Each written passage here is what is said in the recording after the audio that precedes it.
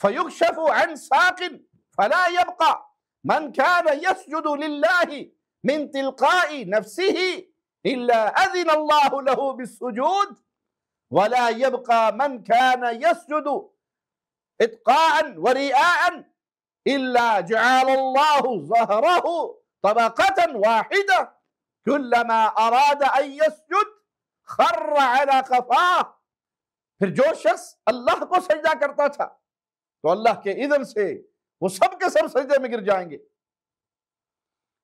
ہاں، جو دنیا کو دکھانے کے لیے، ریاکاری کے لیے، دکھلاوے کے لیے سجدہ کرتا تھا تو اللہ اس کی پشت کو گویا ایک تختہ بنا دیں گے کہ وہ جھک ہی نہیں سکے گی، وہ سجدہ کر ہی نہیں سکے گی،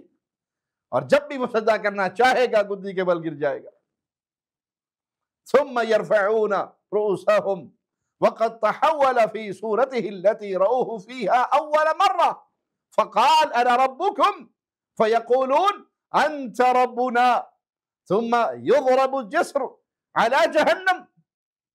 وتحل الشفاعة ويقولون اللهم سلم سلم۔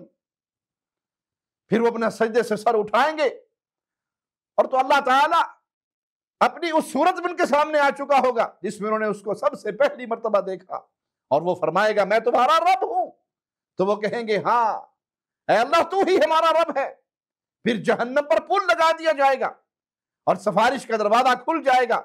اور سب رسول کہہ رہے ہوں گے اے اللہ سلامت رکھ سلامت رکھ۔ قیل یا رسول اللہ وما الجسر، اے اللہ کے نبی صلی اللہ علیہ وسلم یہ جو جہنم پہ پل لگایا جائے گا یہ کیا ہوگا؟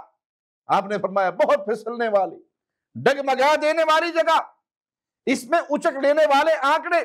اور کئی کی نوکوں والے کانٹے ہوں گے، اور اس میں کانٹے دار پودے ہیں جو نجد میں ہوتے ہیں جنہیں سعدان کہا جاتا ہے، ان کو دیکھ کر تم اس کی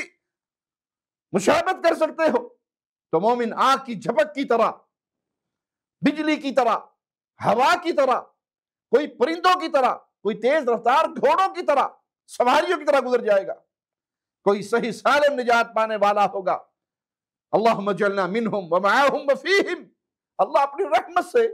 ہمیں اپنے ان پیاروں میں شامل فرما دے جو ہواؤں کی طرح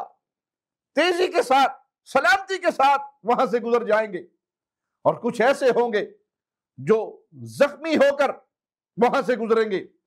اور کچھ جہنم کی آگ میں تہ بتہ لگا دیے جائیں گے۔ اللہم لا تجعلنا منہم ولا معاہم ولا فیہم، اللہ اپنی رحمت سے، اپنے فضل سے، اپنے کرم سے، بغیر عذاب کے، بغیر حساب و کتاب کے اپنی رحمت سے جنت عطا فرمانا۔